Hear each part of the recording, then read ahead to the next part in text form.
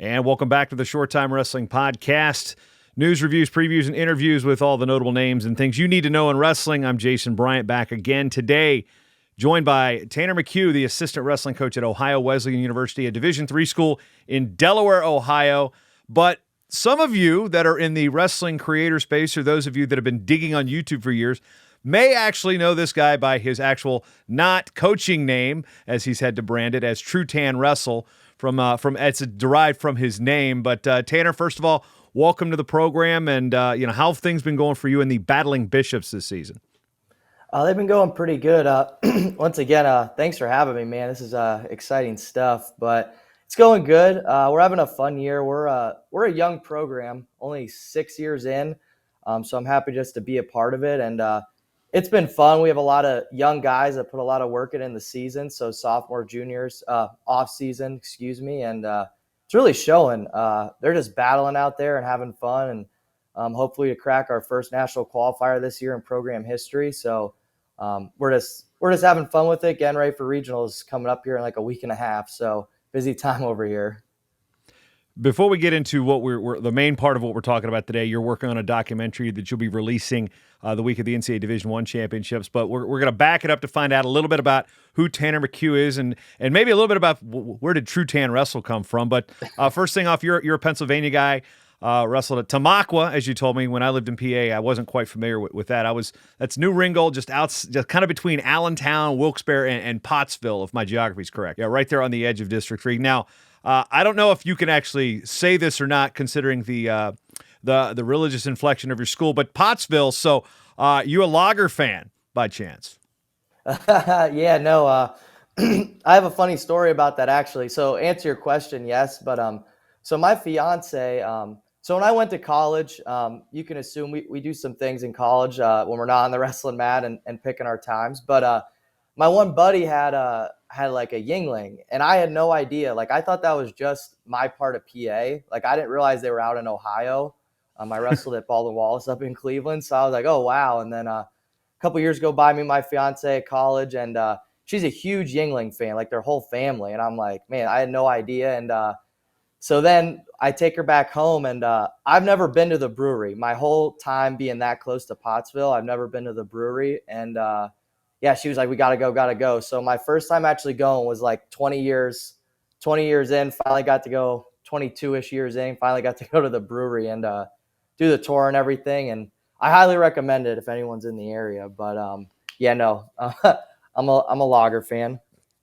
Yeah, and if people are wondering what the term, so I may have gotten the District 11 thing wrong, but I got the terminology right. So up there, you don't order a Yingling, you order a lager. And I learned this because my college roommates were all from Pennsylvania, Muhlenberg and Richland and all throughout central PA. So it was lager, and then when they brought it down to Virginia, we're like, hey, go get some lagers. And they didn't know how to price it right at the Food Lion near where I went to school. So they were pricing it like it was like Busch or something. So we were getting it cheap before they, Wow, the other yeah. places in the area were pricing it like a premium beer.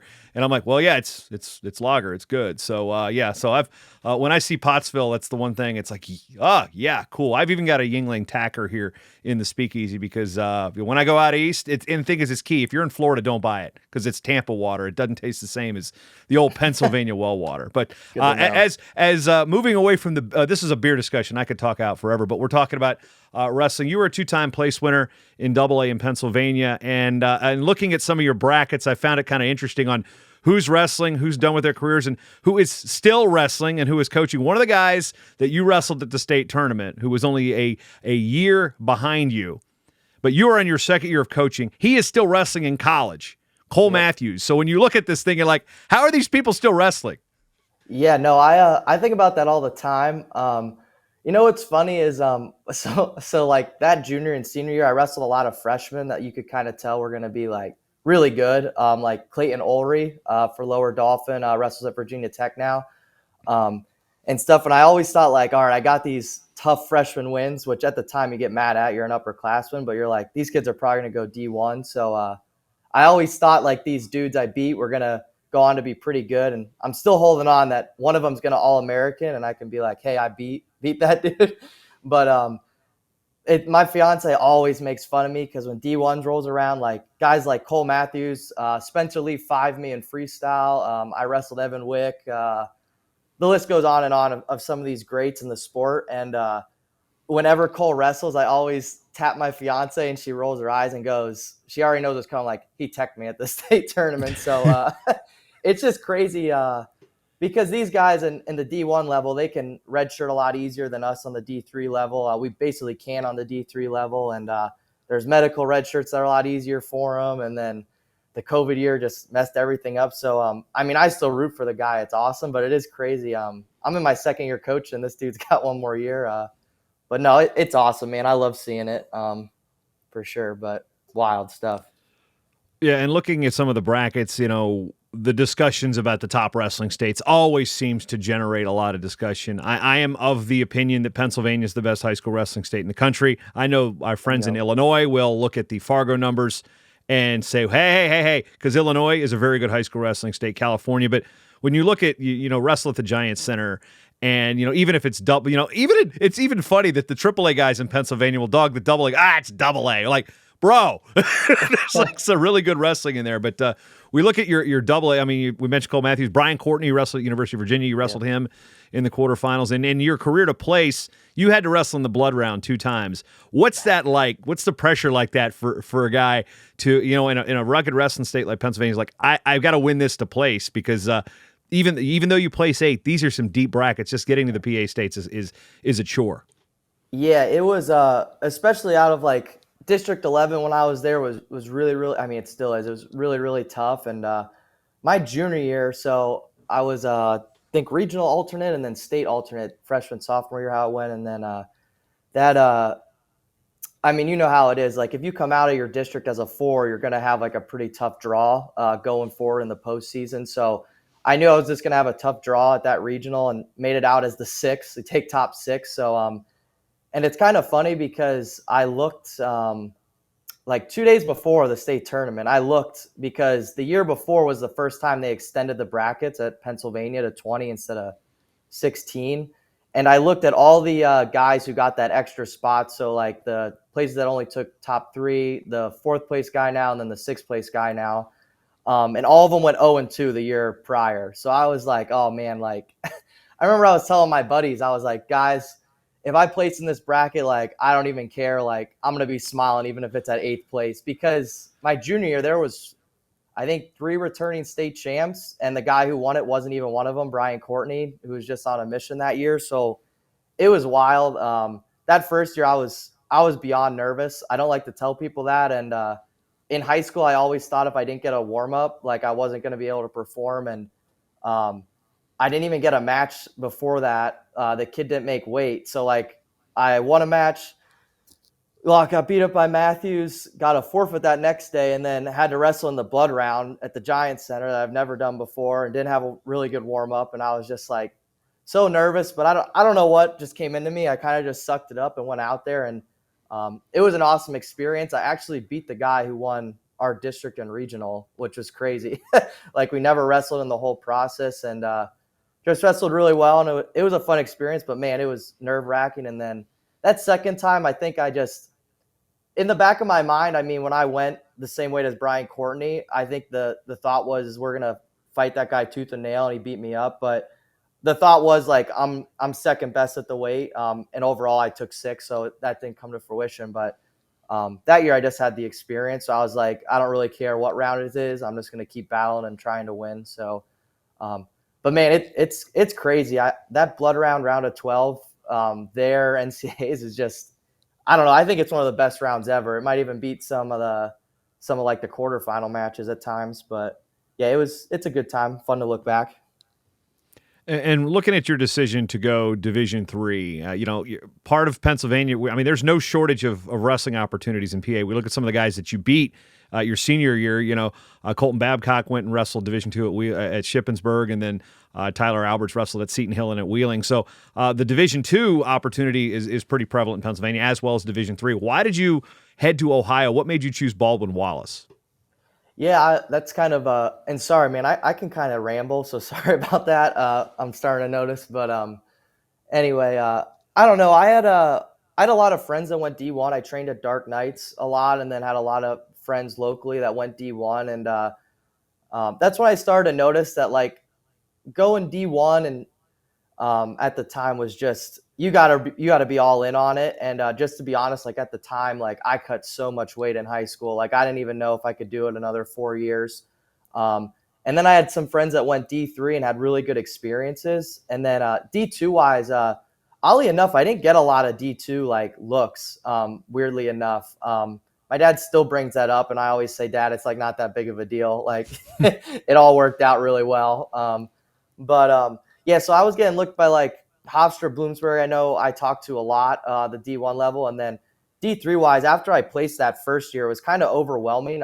Letters were still a big thing. Now I mean, we still send letters out too, but a lot of it's just social media and getting kids' phone numbers at this point in our strategy. But letters were just a big thing. So after I placed that year, I remember the week after, like I was just getting bombarded by letters. And this is how naive I was. I thought like if I sent a letter to a school like I wasn't really interested in and I told them that, they would start spreading the word to like their other coaching buddies, which isn't how this works at all, not even close.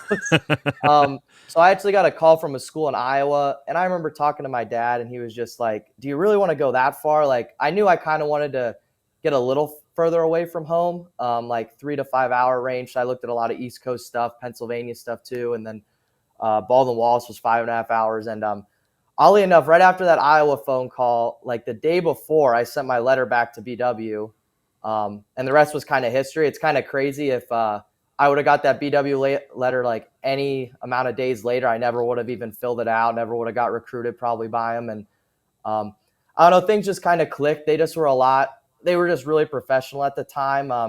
I like to say it now, it's almost cool to go to BW now. I mean, they're a trophy team. And at the time, that was our mentality. We placed at national duels a ton of times, just couldn't crack into that top 4. And well, now it's top 3. But I mean, we were just a bunch of really good dudes. It was kind of fun being in a different state, different environment. Everyone was like, oh, you're from PA. You must be so good at top. That was a weird thing. They made fun of how I said tournament. Now I say tournament, the Coke pop thing. I'm going off the rails. It's soda. Here, but it's yeah. soda. It's soda. Yes, it is soda. It is soda. Thank you. It is indeed soda. You realize I live in Minnesota and they want to call it pop. No. That's a battle in my own household, dude. So that's not just state lines. That's in my domicile. So I get you there. Now, when you came on board at Baldwin Wallace, Coach Gibbs had basically the program had undergone a transformation. The administration basically had given the school basically no postseasons, and you kind of had to start from scratch. So how much of that was Coach Gibbs working through when you came on board, and what was the mentality of the guys that were coming in the room with you at that time? It wasn't. We were kind of near the tail end of that like class. So like a lot of those guys that were his first. So he was at UNC Pembroke, brought that program back to life, and then came up to BW, not sure in the year, and was the assistant for like a year with like 6 guys or something like that. And then the year they weren't allowed to do any postseason he brought in like close to 30 dudes, which is what you just need to do when a program's down there. Just got to kind of do the mass recruiting thing. And I think in my honest opinion, Coach Gibbs is a big mentor to me and my new mentor here at Ohio Wesleyan, Coach Reed. And I think it almost helped those guys because it didn't give them a red shirt by any means, but they basically got to do a full season. And then when the off season hit or the postseason hit, they trained just like they were going to regionals. They trained just like they were going to the national tournament. And if you have 25 to 30 dudes all bought in like they're going to the national tournament and training like that, even when it literally didn't exist for him at that time, it just really built up the culture he was looking for really fast. So then he just kept building recruiting wise. And then when I was a freshman, a lot of those guys were assistant coaches or 5th year seniors if they got medical red shirts, stuff like that. And it was pretty cool because I heard something from that year, a story or something every year from Coach Gibbs and guys that were on the team. And I think it almost helped that they had that year to where from a coaching standpoint, I don't know how he really sold it. Like, come on in, we got 6 dudes and then we're not going to have a postseason. But Coach Gibbs is a master at that stuff, really good at building relationships. It's helping me recruiting, but it really helped a lot because it makes you grateful for what you got at the very least. Well, it's one thing about the Division III level is when we start wrestling programs, people look and there's going to be teams at the bottom. There's going to be teams in the middle. There's in Division III, there's two teams at the top, and then who's battling for that 2-3 spot. The two can change from year to year. But what did you know about Division III before coming in, and what was it about the classification that not only made you want to compete there, but coach there once you got done? Yeah, I actually knew a all right amount about Division III, mostly from these PA schools. Like when I was in high school, man, like Del Val, Lycoming, Wilkes, they were really cooking. Like a lot of older guys that graduated when I was like a freshman, they were having these killer careers. And some of these guys are like 3-time Pennsylvania State placers, never really made the finals. I remember my visit to Lycoming, Lansbury did my visit, and he was a state finalist behind Zane Rutherford, and he went D3. So in the back of my mind, I always just thought, again, like if I'm not all there, I don't think D1's it. D3 is still a very, very big commitment. If I didn't buy in, I don't think I would have made it. So I'm glad on that end. But I was just a 2-time state placer. You look on the D1 level, very rarely do you see like a guy who takes 8th at state just pop off. The only guy I could think of is Perry from Lock Haven, who took 7th AAA. So I always thought D3 was kind of where I wanted to go. And BW, they said like this is going to be a D1 experience on a D3 level. So that kind of checked the box there. And then just kind of going through BW, just to give them credit, man, I mean, the culture was really, really strong when I was there. And Coach Gibbs, Coach Jastrow really kind of turned a 18-year-old kid that thought he had it all figured out wrestling-wise in all aspects, and made me realize, like, hey, maybe I need to start listening and buying in. And I don't know, the culture just kind of changed my life. I was just talking to one of their athletes, and he was telling me kind of similar things to how I was when he was in those shoes. And I don't know, just being in a program like that, and near my end of my career, I started, which I'm sure we'll get into, started my YouTube channel, really just fell in love with the sport. And I think in the back of my head, I was like, I'm going to use my degree. But I should have just realized I'm going to get back into wrestling. Like, this is what I want to do for the rest of my life. This is my dream job. And I just love the Division III level, because if you're coming to the Division III level, like, you love the sport. Yes, there's a lot of financial aid money, which a lot of people don't talk about. You can get a lot of money going to Division III. But there's no sports money. So if you really want to come, you're going to fall in love with the sport. And it's ultimately why I went to BW, is because I loved the campus, loved the guys on the team, loved the program, loved everything like it. So that's kind of how we sell it here too. Yeah, I don't want to get too much into pumping up the alma mater, because you've got 3 different letters on your shirt, but you set it up with your YouTube channel. So right now, you look around, there's YouTube channels that are popping up. Of course, Caden Henschel at Parkside is one of the most popular ones. He's a Division II athlete. Oh, yeah. And then you've got things like Beg Wrestling. You got a bunch of channels, and a lot of them, to be honest with you, I don't live in the YouTube video space very much. Those of you that have watched this show on YouTube know that the video portion of this doesn't get a whole lot of views, whereas the audio does. And one day I was just going through, I'm like, who the heck are these guys? And I'm looking like the channel's been around for like 2-3 years. I'm like, and how many subscribers they get. I was kind of there when Stalemates jumped on the scene initially, but it was like, and then look, finding you and finding Kate, I'm just like, where did these guys come from? So let's talk about what was it like the idea to saying, hey, I'm going to start a YouTube channel. Why was YouTube the platform, and where did you see that early success, the early viewers? I mean, you got over 3,000 subscribers right now, nothing to sneeze at. So when the idea started, you're a senior your last year. What's the genesis of True Tan Wrestle?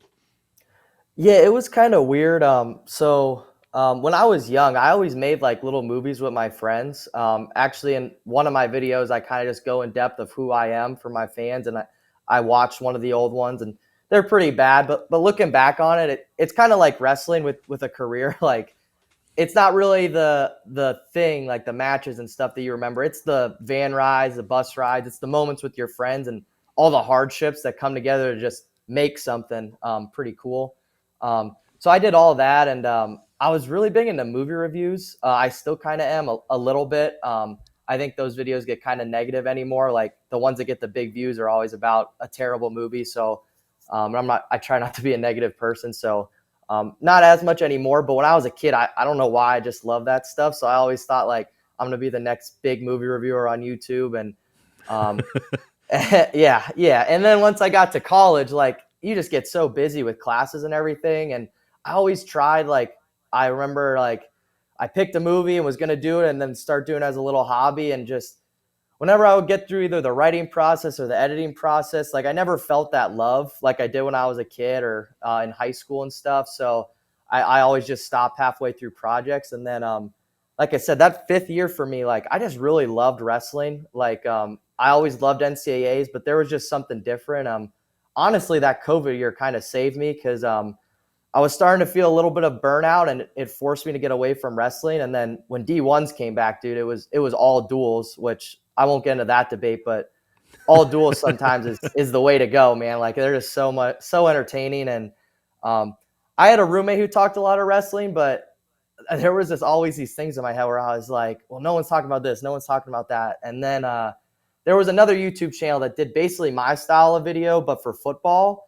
And I was like, I wonder how this would work for wrestling. And did the whole thing again, wrote up the script and then started editing. And that love was just always there. It was a lot of fun, made my first video, and it kind of popped off, which was kind of crazy. Cause I always said to myself, like, whether these get 5 views or however many views, I'm just going to keep doing it and keep getting better at it and working at the craft. And yeah, just kept sort of building from there. And I'm pretty blessed for my audience and everything like that. And people just listening, and some people have hateful things to say, and that's just the space, but that's fine. I mean, normally it's a lot of just stuff that can help me grow and just little critiques. And then a lot of people are pretty grateful that there's just YouTube content covering NCAA wrestling. So, and other wrestling. So, yeah, just kind of all spiraled into that. Luckily I was pretty big into it when I was younger. I would have a pretty hard time editing and stuff, but that's my favorite part. The editing part's the best, in my opinion.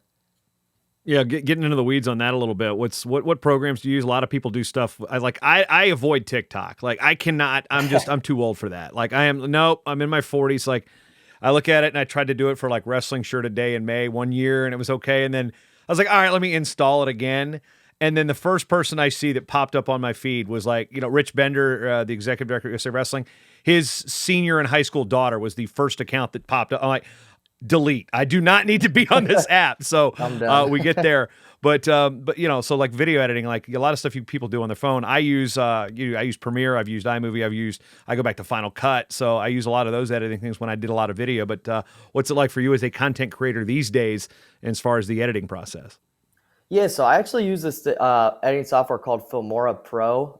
When I was in college, it was free. It's not they're not free anymore by any means, but it was a pretty simple editing software when I first tried it in college, and they're just really good at adapting with the times. Like now they have speech to text, so that's like on TikTok, for example, which I'm not on there either, but YouTube Shorts, for example, like those subtitles that pop up, like the second people are talking, which is pretty big for algorithm and stuff like that. They've adapted to that really well. Just start cracking into that space, and they're just really good at keeping the complicated stuff and editing simple, which I love, and everything like that. So I use that. And then for recording, I use Audacity, which is just so simple, so nice. And so free. And everything like that. Yep. Yeah, exactly. I actually found them through like an internship I had where I had to like record radio stations for sponsorships or something. So I found them through that. And I was like, hey, I could use this to record, and it sounds so much cleaner than what I was using. So, but those are primarily the two things, Filmora, Audacity. So type it up on a Google Drive, talk it out on Audacity, and then start editing away on Filmora. Yeah, I use Filmora in a pinch. It's one of those things like it's not as resource heavy, and the learning curve is not anywhere remotely close to what like Premiere is, because I was using exactly. Final Cut. Now I got I use the Creative Cloud because I use InDesign for my preview guide. I use Photoshop, but I use a lot less Photoshop. I use Adobe Express essentially now. So it's like, removing backgrounds used to be such a task. Now it's just like remove background, click button, and there's a cutout, and I love that. But so yeah, I got my start when it came to this show back in 2013 on Audacity, and it's still used quite heavily. I know that, and there's free programs there that are you get what you pay for, and there's free programs like Audacity that are just they may look bare bones, but they work. I mean, I used it for several years before I gravitated over to like, wait, I have the Creative Cloud. Why am I not using Audition? So, that syncs up. So yeah, Audacity do a lot of stuff. Sometimes if I need a quick record on an old laptop, it's still on there. I hit that. So definitely sounds like you're in the right spot there. moving into actually, I want to get into Ohio Wesleyan real quick because we've spent a lot of time on your alma mater before we get to the documentary that you're working on. Yeah. So, you touched on it. This is the 6th year of the program. You're in your 2nd year there. Coach Paul Reed came over where he was the head coach previously at another Division III school, Alfred State, that had gone through a transition from junior college to NCAA Division III, and he wrestled at Co, so he's got that Division III background and has some ties with your coach, Coach Gibbs at Baldwin Wallace when both were at Co. But what's it like getting into coaching? What drove you to coaching, and why was Ohio Wesleyan the fit for you to start your coaching career? For sure. Yeah, so like I said, I think I always had in the back of my mind that I wanted to get into it, but I also wanted to use my degree. I mean, that's what got me to where I wanted to go. What is the degree in, by the way? Marketing and finance, and then I got my MBA, a 1-year MBA program I had, so I did that during my 5th year, which oddly enough was a lot of work, but it really worked with the YouTube channel because I only had classes on Mondays, and then the rest of the week was just get the work done and then work on YouTube. So and then wrestle. So I loved it that 5th. Year, and then wrestle. It. Yeah, let's just add that to it. Yeah. I don't know. I love that year. I still smile about it now. But yeah. So Ohio Wesleyan, getting into coaching and everything like that. I actually moved down here to work at Rudis, which is in Marysville, Ohio. So about 30-minute drive through some back roads and everything. And I just got a call randomly from Coach Reed saying what's up and seeing if I wanted to help out and coach and stuff like that. And their current assistant just left, and he wasn't even offering me the assistant job. He just wanted to know if I wanted to come in and help and stuff like that. And one thing led to another. Came in like 1 or 2 mornings a week, got to meet the guys, got to go to some like team barbecues and stuff before the season started, and really clicked with the guys. And the biggest thing about Ohio Wesleyan is I just saw a lot of stuff that reminded me of my alma mater, just a lot younger program-wise. And just to be honest, like a big culture shock. Like right when I fully stepped on, I mean, I'll get to it in a little bit. The biggest push was just culture. And that's the biggest thing I'm proud of the guys right now is they've bought into our culture and what we're pushing. And it's just made a big difference with attitude and effort, which is the top pillars of our team. And it's really awesome. But just to rewind a little bit. So then I started like almost every morning I was coming in, getting individuals in, going to the morning practice, and then driving over to Rudis and working. And that's also when I took a break from YouTube because I was getting up at like 5:30 in the morning, going and wrestling, working a sales job during busy season, I might add, and then trying to do YouTube stuff and was trying to propose to my lady. And it was just a lot. So I took a break from YouTube for like a year. And to be honest, I don't really regret that at all because for 1 year, I got to become just a fan again. It wasn't like stressful by any means. And then after a while, I think it was during Christmas, my fiance was just looking at me and I could tell she was about to say something. And she was like, hey, if you want to leave Rudis to go pursue your coaching dreams, I want you to do it. Even though it's a huge pay cut and stuff like that. And I was like, yeah, like, I don't even know how you knew that's what I wanted to do. But she must have saw how stressed I was and how much getting up at 5:30, I was smiling, couldn't wait to wrestle. And then just after a long day. And I love my time at Rudis, loved all the people there, make a great product. But coaching's just what I want to do. And I love it, love every second of it. Haven't regretted my decision since. And then once I got into it, I realized it's still a really, really hard job.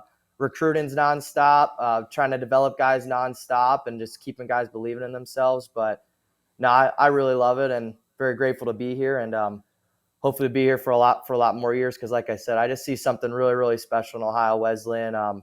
The culture's coming, man. It's really getting up there. And the recruiting class for next year is shaping out to be really good already. We put a lot of time in just to get a little bit more competition in the room. We don't really mass recruit here just because the academics here are really top notch. So if we're not bringing in the right dudes, we don't like to lose people. So, but overall, like really grateful to be here. Really excited to see the culture keep growing, which is all because of the guys. And again, just developing guys all day, talking to wrestlers on the phone, trying to get them to believe in your program. I mean, how do you beat that? I mean, I love it.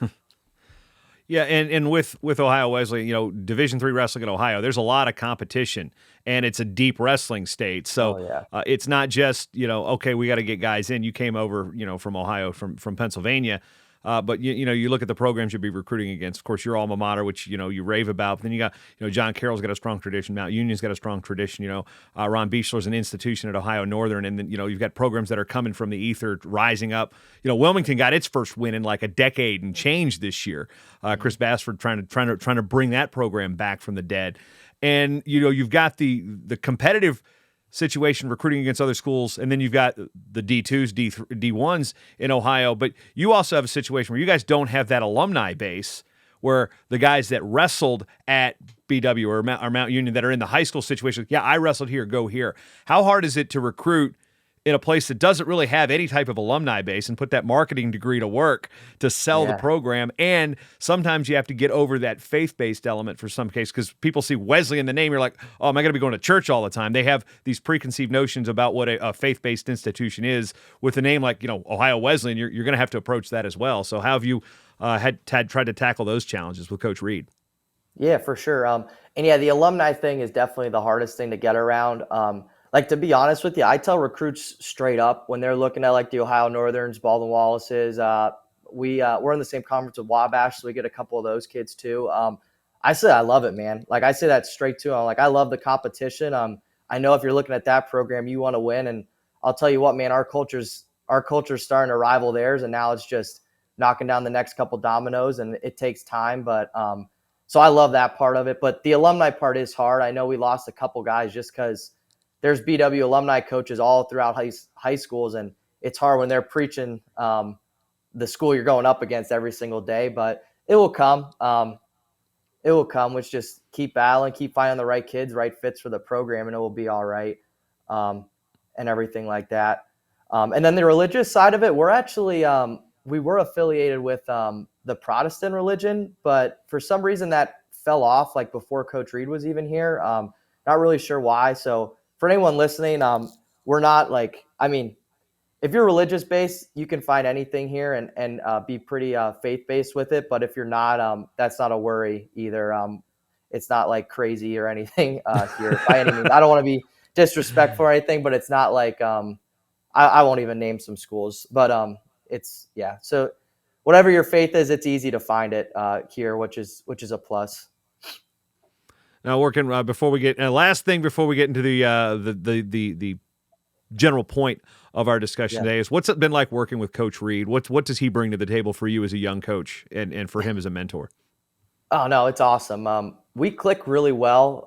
One thing whenever I'm giving my little like speeches to recruit on why I quit a full-time job that paid double to come work here, is I talk about the culture and what I love seeing in the school and everything like that. But honestly, Coach Reed and I just click really well together. I don't really know how to describe it. Maybe it's because we're both, he's at this point, he's been in the game almost like 15 years. It's going to be 20, hopefully, by the time we're really cooking and everything, but and stuff like that. But maybe it's just because he is a little younger compared to some other greats in D3 wrestling right now. But we just really click together. We have same values. And the biggest thing, to be honest, is if there's something that I say that I think we should try, if he really agrees with it, he's all in. If he's iffy on it, he'll tell me maybe we should wait a little bit. And if he thinks it's not going to help, he'll tell me. Or I know there's some coaches that will kind of be like, yeah, like let's regroup and just keep pushing it off. Coach Reed will let me know if what I think I'm doing for a certain individual or the team is good, bad, or let's try it out. Let's see it. Because he understands I'm a young guy and came from something that we can work off of and stuff like that. But we just work really well together. We're best friends. He's in my wedding and stuff like that. And only thing I will say is he has some neck problems right now, and every day I say he's gotta get that figured out, because I hear all these stories. Like we have a couple other volunteers, but I'm in with a lot of the guys anywhere from 25 up to 84. So I'm feeling pretty sore right about now in the season. But it's good. That's a good problem to have when you have too many guys wanting to wrestle you. But I hear all these stories about how Coach Reed just is like mows through guys and all this stuff and has some slick stuff. And I tell him, like, dude, you got to get your neck figured out so we can get you back on the mat and working with these dudes. But he's just really good at what he does too. Not just the wrestling stuff, technician and everything, which I love. he's just good at all of it. Team management, knowing when to push guys, knowing when to pull it back, and he's big on experimenting too if we have to. He's not stuck in his ways. So we just really, really work together. And I'm just blessed that he's the first coach I get to be under, hopefully for a while, like I keep saying. Well, as we get closer to the postseason, I mean, the NAI regionals have been done. Their qualifiers are coming out. D3 regionals are coming up here soon. And then, of course, we've got the postseason with a lot of national tournaments. The junior college field is also set. So when it comes to what you've got in the mix, you talked about your YouTube background and you're being a content creator. You've got a documentary you're setting to release the week of a Division I championship. So what's it about? What went into it? And, what are you really looking to accomplish with it? Yeah, for sure. So I don't remember when the idea really came. Ever since like Kyle Dake versus David Taylor, I've always just been obsessed with the NCAA tournament. When I found out they showed every single round, every single match as a middle school, high school, or whatever age I was in, I was like, no way. Like, what? That's crazy. And just kind of really, really loved that tournament. And then I was in college, and it might be a little biased on why I think it's the best national tournament or along those lines. That's not really what the documentary is ultimately about, but that Ohio State Penn State rivalry, what people don't notice, and and that's what the whole documentary is about. I'll rewind a little bit. It focuses around the 2018 national tournament and basically that season. More chances than none, focusing on the Penn State versus Ohio State rivalry. And what people don't realize is that rivalry was boiling for since 2014. When Penn State won that crazy national title against Minnesota and then redshirt all those guys, giving Ohio State a chance to show people like they could contend for a national title too. And they were right there. And then as the years went on, these Penn State teams were getting crazier and crazier. And you almost could see it, especially when I went to Ohio. You could see these Ohio State fans were just sick of Penn State. Like there was a weird hatred. I don't think it's just the Ohio State fans right now. Yeah. I think a lot of college wrestling, save the Keystone Staters, are sick of Penn State. Yeah. No, I agree. I see it all over, but I don't have an opinion, so keep going. Yeah, I think just being immersed in Ohio is what kind of did it, and seeing these Ohio State fans, it really reminded me of their hate of Golden State, because I was in Cleveland. Like the Cavs fans hated Golden State. It really reminded me of that. And it was just a really hostile rivalry. And I know Iowa and Penn State really get into it now, but there was just something different about it. And leading into that 2018 season, there was just a lot of buildup to that national tournament that it was almost like every single weekend there was something that added onto it. And then as I was doing this YouTube channel, I did a couple special videos, when I got 2K. And one time I put up a vote if people wanted to see a recap of the 2018 tournament. And I started writing this script, and I was like, well, there's this and this and that could go into this. And ultimately I just said, you know what, I'm gonna make this into a full thread documentary, make it a little different, pull up interviews people haven't seen in a long time, find clips and stuff like that, to really bring back the memory and really show people that this national tournament's more than just what happened in these 3 days. It was a buildup that happened back when David Taylor and Ed Ruth were seniors. It started that steamroll just a little bit, and everything along those lines. And it's kind of like how I like to think of it.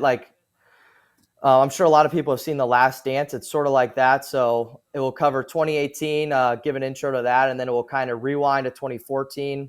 Go back to 2018, cover the duel of the century between Penn State and Ohio State, rewind to previous years, and just kind of keep building as the tension rises to that first day of NCAAs, and then, get into the climax of the film. But, I'm just really excited about it. I appreciate you letting me on here to talk about it, but ultimately it just covers the 2018 national tournament, that whole season, and then the build-up leading up to it. And for those who don't know, I'm excited for them to find out in the finale, but I have a feeling a lot of people know what happened. And I'm just excited to share it with people. And spoiler put a lot alert, of time put a lot of time into it. And Now, so growing up in PA, were you a Penn State guy, or which college did you kind of gravitate to as a high schooler? It was Penn State, but I was really close to Lehigh, so I'll always have a love for Lehigh. Actually, in my most recent video, I kind of just threw out a random prediction that they'll finish top 4. They might need a certain 25 to come out and wrestle, but that weight's a little crazy anyway. But yeah, I A always little have a love for crazy. Lehigh. A Yeah, little crazy. That's a yeah. lot crazy. Don't undersell that one. Now, it's interesting. You talk about that duel of the century. What type of what content, what documentaries and things you mentioned The Last Dance, which was phenomenal. For the wrestling people that don't know anything outside of wrestling, that's a basketball thing with his airness. So yeah, if you like competition, I don't care what sport you are, I would recommend check it out. And I took that personally. So we go there and then so where do you draw the inspiration from? Jim Gibbons just did this massive thing with the duel with Iowa State back in the 80s, which I thought was super captivating. So where do you draw that interest, that desire to be like, yeah, this is why I wanted to do this? And, maybe from the writing, the back end, like, okay, what techniques work when writing the script? Where do I think there's a hook here that I may have seen from another place that I think this will work for this?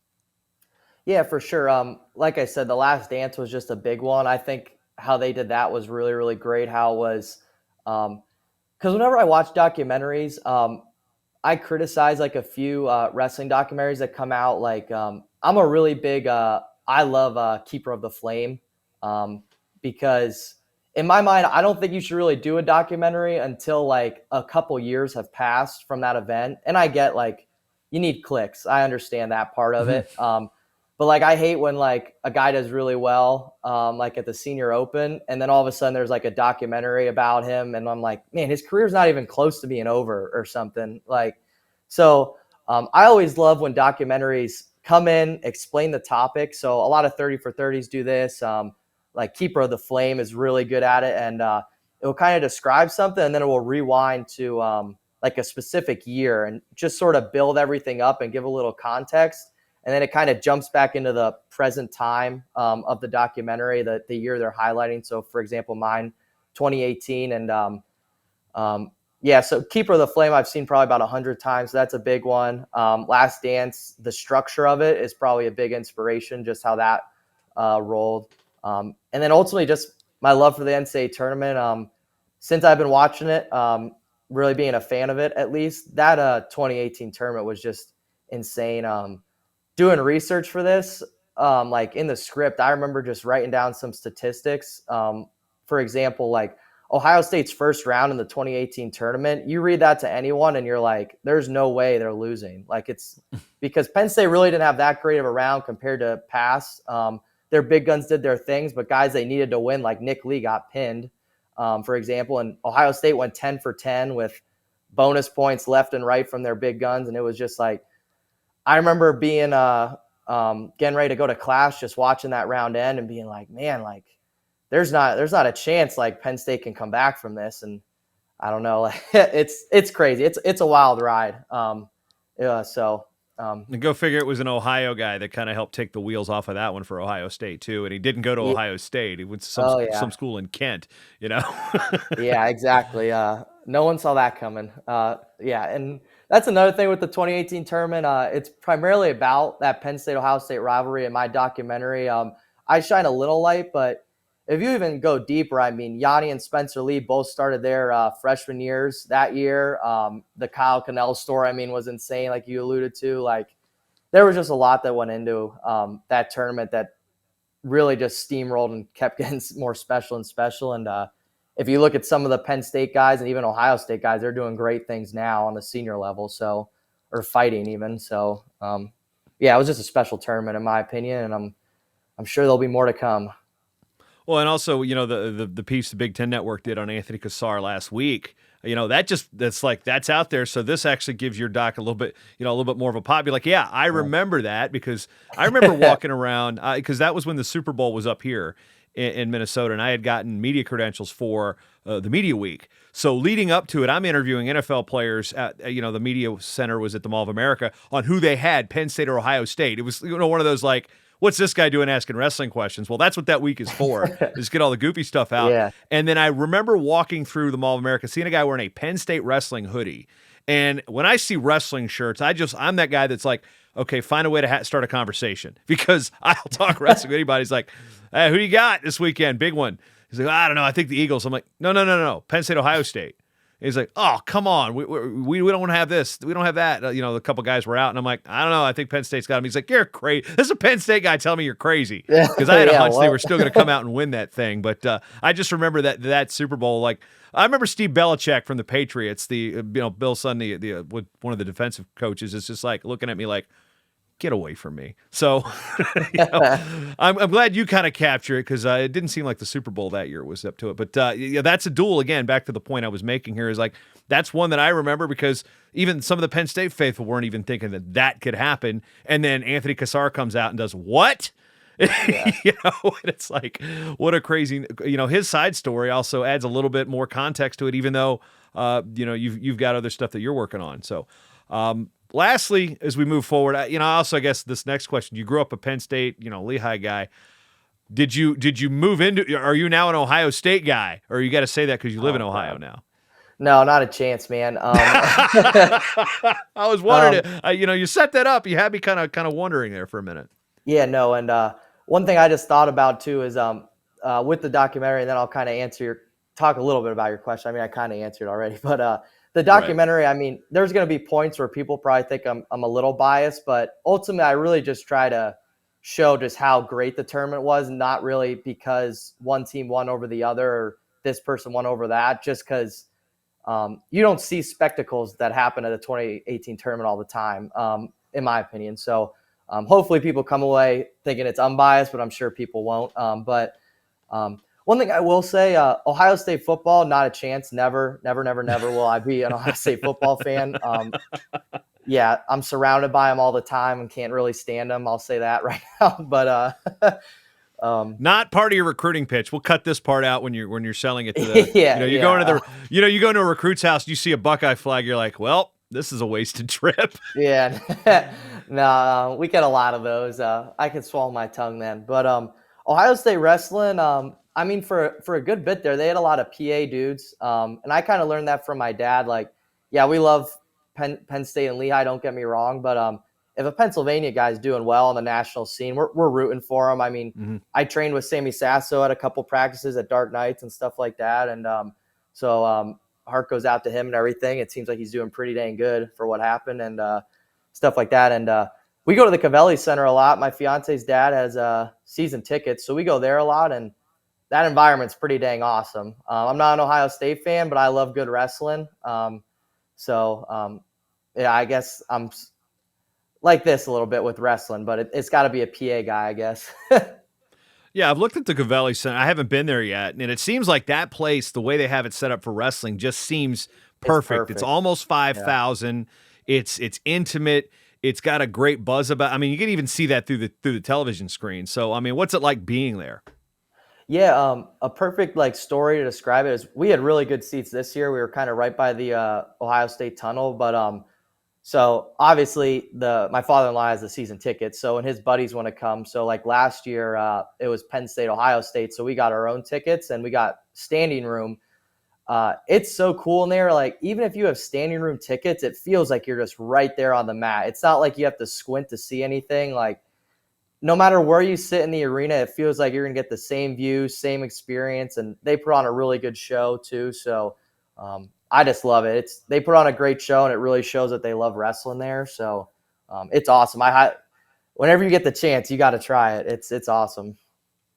All right, before we finish up with the documentary chatter, actually, where can people watch this? That's the one thing we need to do. We're doing it the week of the NCAA Championships, Division I. For those who don't know, what's the address? Where can they find the documentary that you're doing on this 2018 season?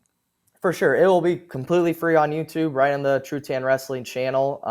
I think that's only fair because I feel like my fan base is going to be the main supporters for it. So I want them to just be used to it and everything. And I'll blast it all over social media, of course, and have YouTube shorts for it ready. So it drives more traffic, but totally on True Tan Wrestling for free on YouTube. All right, now finishing up the conversation, we can get back to the wrestling stuff because there's one thing that I always wonder, and you kind of touched on this, not directly, but I just, the observancy of what the Division III and Division II, world is like when they're paying attention to the Division I championships, yet it's D2, D3, NAIA, junior college. A lot of that coverage. I've announced the NAIAs and D3s for a number of years, so I'm dialed into it. But like to know that you're rooting for what everybody else is watching, and you kind of want people to, hey, come watch us too. What's tough about that? Being a fan of a sport that that a lot of people aren't watching us, and it's hard to get that time to change. Yeah, for sure. It's tough, and I kind of where I'm at now is a YouTube channel. I'll probably never cover D3 or D2 just because I'm too close to it. It would almost feel kind of weird and a weird bias and everything. But yeah, just to be honest, it's a weird feeling. I mean, the generic sport or generic wrestling fans only really going to care about D1. You kind of need someone in that D3 space to really realize how awesome it really is. I think D3 almost has more rivalries than the Division I level just because there's so many schools. I mean, I was an Pennsylvania guy / East Coast, and you hear all these rivalries from like that Virginia conference. You hear all that like with Washington, Lee, Ferrum, stuff like that. And then there's so many Pennsylvania D3s where when you look back through brackets, you're like, wow, look at that. Like the rivalry between Wilkes and John Carroll, like who'd have ever thought that was a thing? There's obviously the Battle of the Bergs and stuff like that. But those are fun. D3, those are so fun. Yeah. Oh, yeah. I couldn't make it this year. I was so mad. Scheduling because I've got other sports that I'm doing now. But yeah, like I'll say this: Battle of the Bergs. To your point, another one would be like look at Washington and Jefferson and Waynesburg. I mean, those are Western PA Division III schools that have been around. They've got centuries. It seems like of wrestling stuff. I mean, you get national champs from those schools and such. So look up in New England. When Johnson Wales started their program and.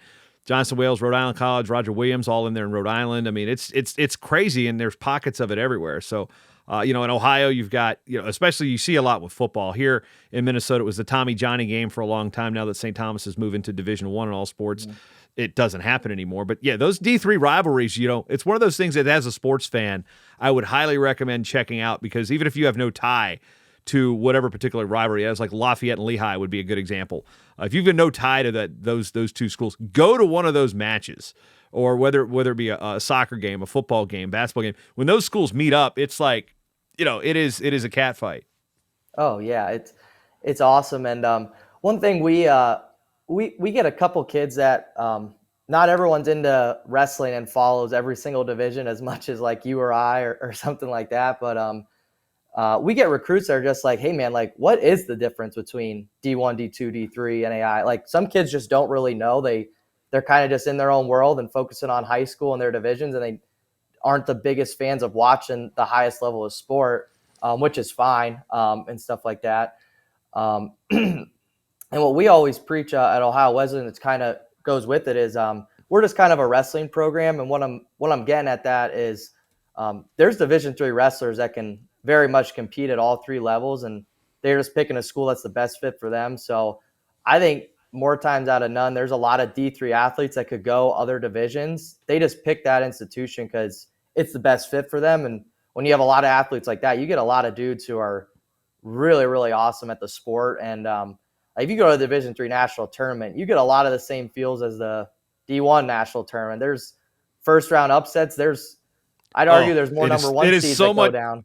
Who's the one seed that's going down this year? I mean, it's going to happen. Like I remember, was it the year Wabash lost by a point to Wartburg, and it was their one seed at heavyweight that went 2-Q, and it's like, and I hate to call that guy out specifically, but I remember it was one year it was the number one seed from Mount Union, the heavyweight. Then one year the number 2 seed from Johnson Wales lost the pigtail. He was undefeated, got teched in the first pigtail match. He was out before the march. He was out before the parade.